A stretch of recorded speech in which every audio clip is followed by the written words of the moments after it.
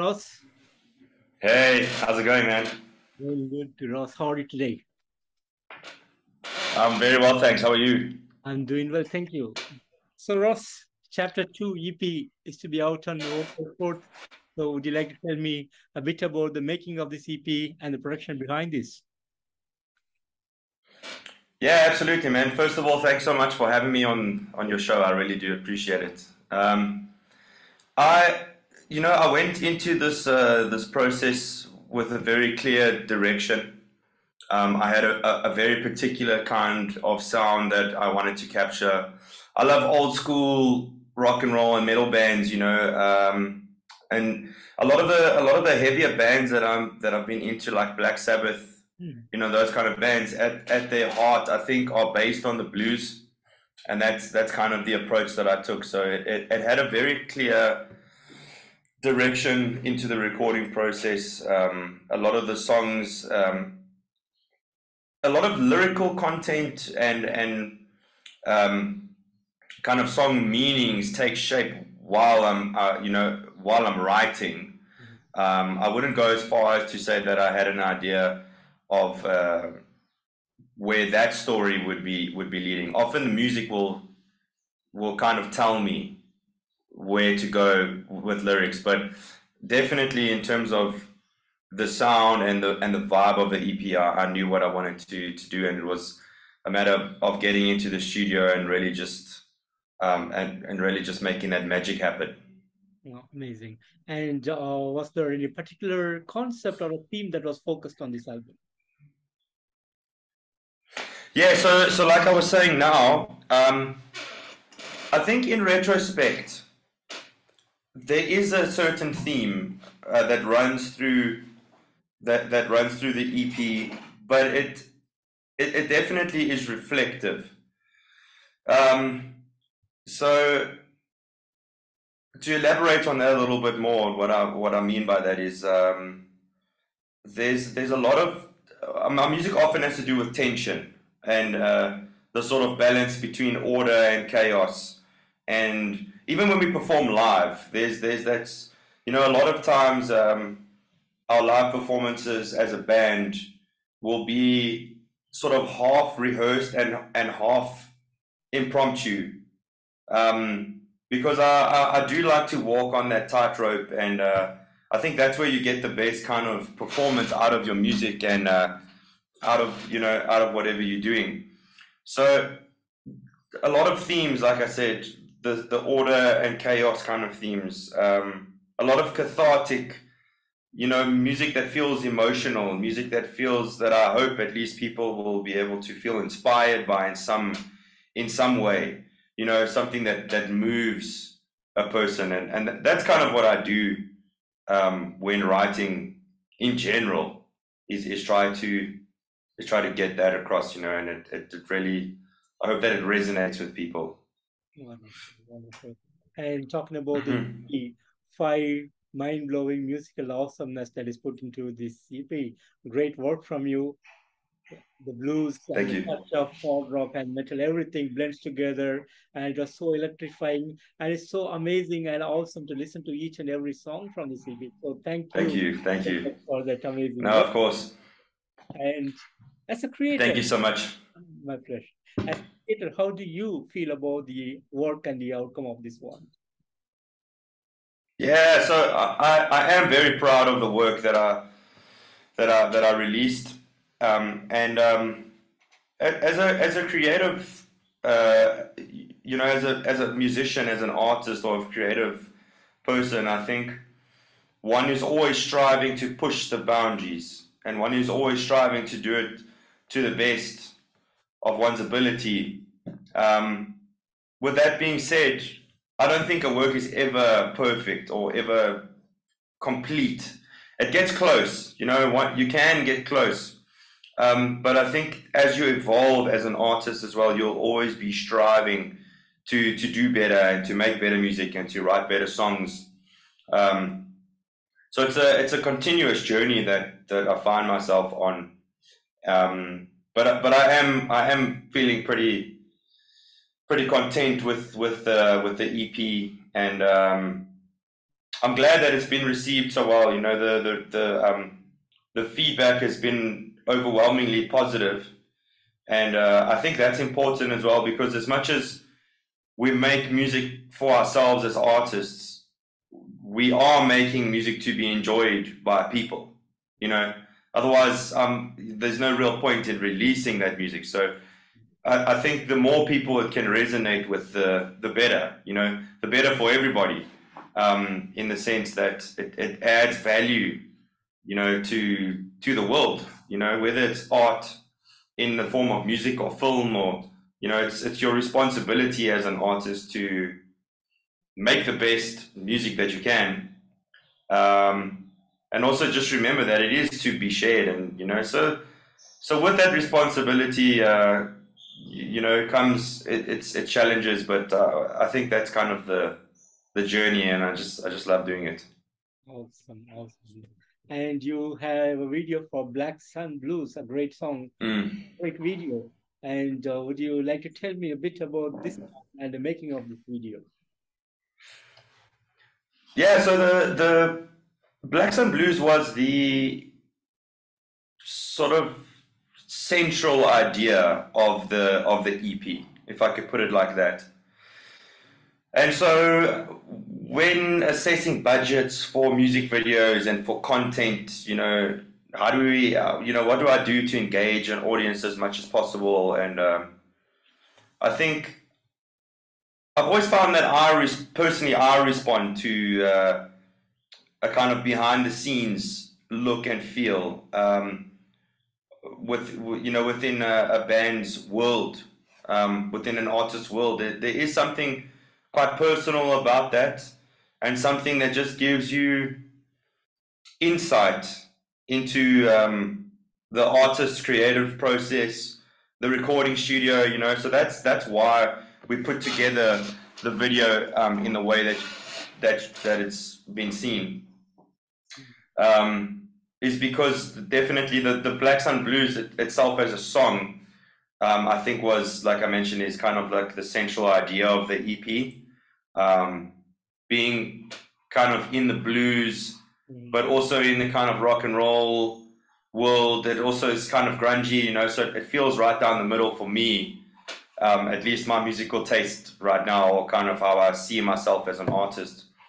And the music video, the intention of the music video was to give people the same kind of insight that I like to see in other, you know, from other artists. And I think the music video came out great. You know, it was super easy, and perhaps that's something that that makes it so effective. You know, to my eye at least, is that it's really simple, and there's no fancy camera angles and effects, and it's kind of just what was going on in the studio, and it feels honest. It feels kind of honest and open to me, you know. Wonderful. And do you have any special plans on the day of the release? Well, we've got a show. We've it's summer here at the moment, so there's a lot of music going on, and there's a lot of events happening, which is awesome. But usually I get tattooed. that's kind of my that's kind of my thing on the release day of EPs and singles. And it's quite stressful, because you're thinking, like, I hope it goes well, and you know, a lot of things going on in the mind. So I try to book myself a tattoo appointment and just spend some time there, a few hours, and think about other things, think about the pain. And so yeah, that's pretty much what's going on. So we've got a show in Johannesburg, and some tattoos, which is always cool. Wonderful, wonderful. And how is the touring plan looks for you by end of this year and for 2023? So we've got a pretty busy schedule. Myself and my band, leading up to the end of the year. Like I mentioned, it's summertime, so it is pretty busy here now. We've got a number of shows and some festivals left over for this year. And we have started the timeline, you know, schedule for at least half of 2023, which is looking good. Now that COVID restrictions and all this kind of thing has been, I feel like we've seen the last of that. I hope, at least. There's definitely a sense of forward trajectory, and so we've got tours in touring schedule in place, mostly home based, around South Africa. We might do one or two international shows in 2023. I've put those off for 2 years just because of the difficulty of managing those kind of shows. But there might be a few isolated international events where I might just be away for 2 or 3 days, in the UK. But I'll let you guys know as soon as I know the exact, happenings. Yeah. And how has the musical journey been for you so far? You mean as an artist, or? Yeah, as an artist, yes. Man, that's a very heavy question to answer, because I just think it's so long. I love this. I love making music. I always have since I was a kid. And it definitely is a journey that is changing and evolving all the time. And I'm learning, I feel like a student of music eternally. I think I will always be a student of music, and I think that's a good thing, is to always be working at it. But being an artist and being a full-time musician, it has its challenges too. About learning about the music business, and social media, and always keeping up to date with those kind of things, and what's happening in the trends of where people listen to music and how people buy music, Yeah. So those are very important, and it's almost like two separate worlds in a way. There's the one side of being an artist and being a creative, and then there's the other side, which is being a businessman, and that is quite a challenge to make those worlds work, because they are actually two completely different things.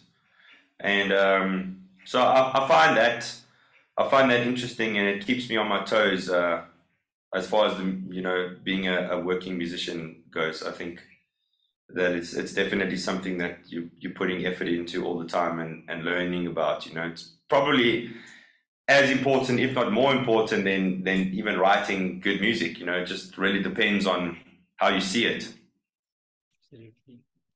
And are you currently working on other bands or any other collaboration with other artists? I am. So I'm also the lead singer for a band called Fear of Falling, another South African band, and we've been pretty busy as well, which has been nice. Lots of bigger shows and festivals, and it's that band, I would say, is more akin to music that I listened to growing up, like post grunge bands like Chevelle and Seether and A Perfect Circle and that kind of stuff. So it's definitely it allows me an artistic expression in a different way, which is really cool, and keeps me busy. I think once again, as a working musician, it's really about planning your day to day, week to week, month to month, year to year, planning that out, and making sure I fill that up with both from a business side, the types of gigs and that kind of thing that I want to do, as well as making sure that I am fulfilled in a creative way. So that's kind of all I have capacity for at the moment, I would say. Unless I do the odd isolated collaboration, which I'm always into. There's a South African artist who I'm a huge fan of called Dan Podlansky, a blues guy. I'd love to do a song with him, So maybe I'll nag him this year and see if I can do something. That would be very cool. Awesome. Awesome. And would you like to share some of the highlight moments of your career? Yeah, man. I think playing it's such a tricky question because I've played on really big stages to big audiences, which are kind of always at the top of the list depending on how that feels to you as a musician, But then I've also played really small clubs, to like 60 people that are like really packed, and there's something just as electrifying with that. So I think being able to share the stage with some of the bigger artists that I have, and being able to put out the kind of music that I have in the last 2 years. I would say my career highlight so far is chapter two, if I can just put it as plainly as that. Just because of the fact that I had this very clear product, what's a better, like the finished presentation of the music that was in my mind is on chapter two, pretty much the way that I conceptualize it. Yeah, there are changes I would definitely make to it now, but that's retrospective. In the process, and when I finished it, I said to myself, I'm good. I'm happy with this. I feel like I've improved as a singer since then, and I've improved as a guitar player. As you move through these steps. So I definitely feel chapter two is a highlight of my career. But yeah, hopefully, I look forward to just working at it and always looking for highlights, small victories, little things that happen on the day to day can be as impactful as massive shows or experiences. I think that if we base our career experiences on a few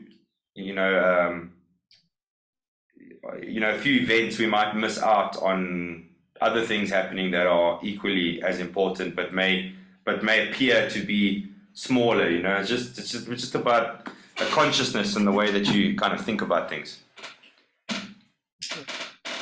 And what will be some of the upcoming plans for you? I just want to keep writing music, man, and keep performing. I love being on the stage. I love making music with my band. I've got two extremely talented musicians in my band who also happen to be two of my best friends, which is a real blessing, and to be able to work with those kind of people. And we just love to be on the stage, man, and we love to be in studio. And yeah, I've got big dreams too.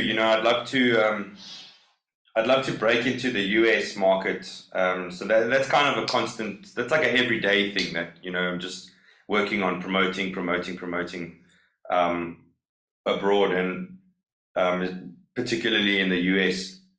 But I think my main goal is to just make the best rock and roll music that I can, and put on the best shows, and just fill those rooms up with people, and just give audiences the highest quality experience, musical experience that I possibly can.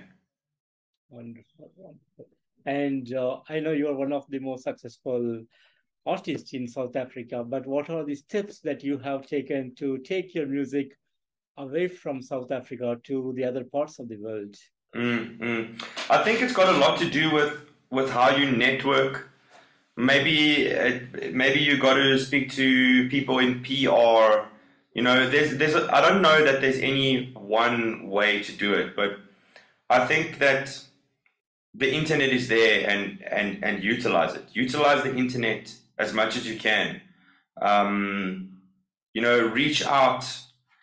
Make sure that you've got a good product. I think the first thing is like make sure that your songs are good, and and build those build those networks up with people personally if you can. I think designing a broadcast message and spamming it to as many people as possible is maybe not the solution that I would take. I prefer getting in touch with somebody and seeing if there's synergy. And I think if you do it that way, it will be a lot more solid. And I think the traction that happens from that is a lot more real. And it might take longer. I do think it takes longer to build it up that way, but I think that it also lasts a lot longer than, maybe you have some success on TikTok or something like that. That would be great. I've never had something go like viral, you know. But somebody might look at my Instagram page and say, oh, he's only got like this many followers or whatever.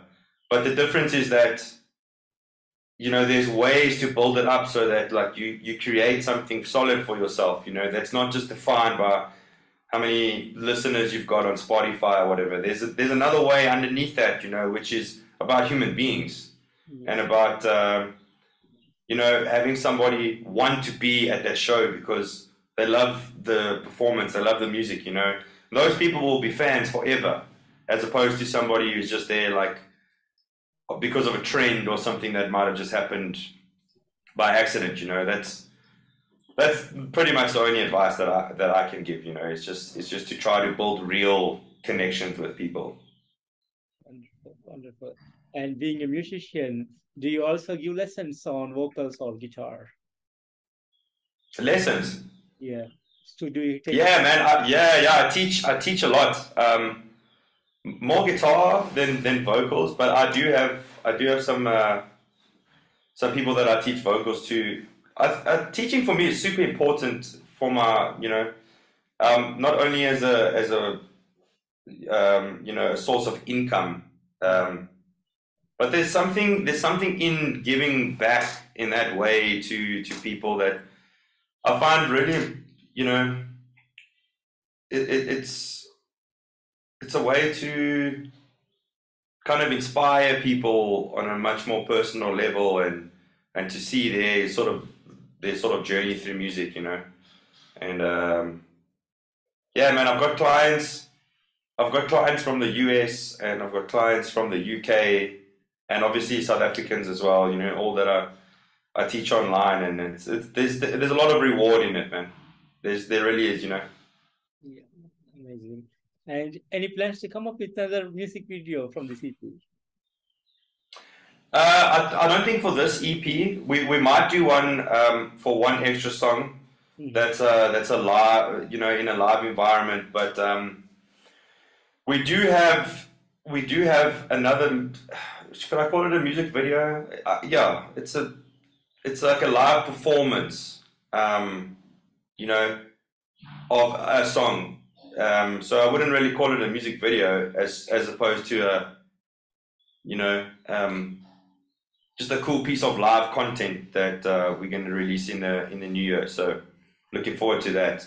I think that'll probably be out about Feb or March, somewhere there.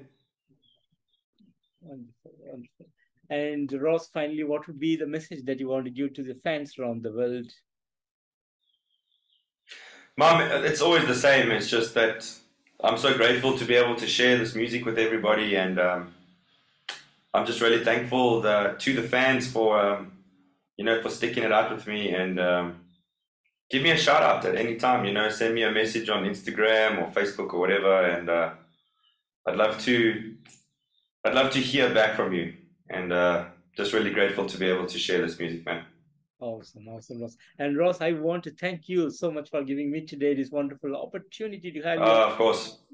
A great pleasure. And thank you so much for the amazing music that you've been giving to the metal rock fraternity around the globe. Thank you so much for this awesome work. Man, I appreciate it so much. Thank you for having me on the show once again. Really. You. And take care of yourself and have a great evening over there. Bye-bye. All right, brother. You too. Cheers. Cheers.